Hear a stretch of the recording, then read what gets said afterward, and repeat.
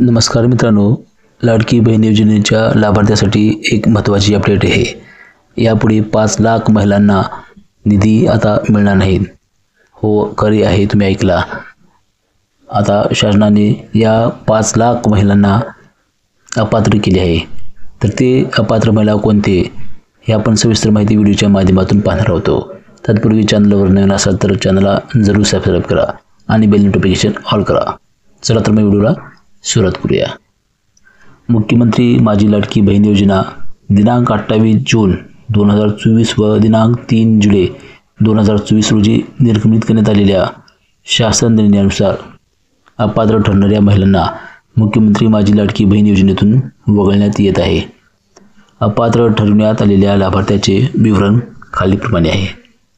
संजय गांधी निराधार योजनेच्या लाभार्थी असलेल्या महिला 2,30,000, वय वर्ष 65 पेक्षा जास्त असलेल्या महिला 1,10,000, कुटुंबातील सदस्यांच्या नावे 4 चाकी गाडी असलेल्या नमोशक्ती योजनेच्या लाभार्थी असलेल्या स्वेच्छेने योजनेतून नावे मागे घेणाऱ्या महिला 1,60,000, एकूण अशा अपात्र महिला 5 लाख। सर्व पात्र महिलांना मुख्यमंत्री माझी लाडकी बहीण योजनेचा लाभ देण्यासाठी शासन कटिबद्ध आहे।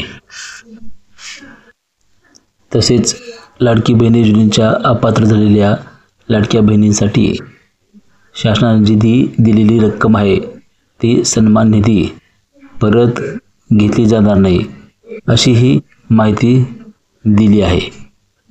यामध्ये आपण सविस्तर माहिती पाहू शकता की मुख्यमंत्री माझी लाडकी बहीण योजनेसाठी अपात्र ठरलेल्या लाभार्थ्यांना जानेवारी महिन्यापासून सन्मान निधी वितरित केला जाणार नाही।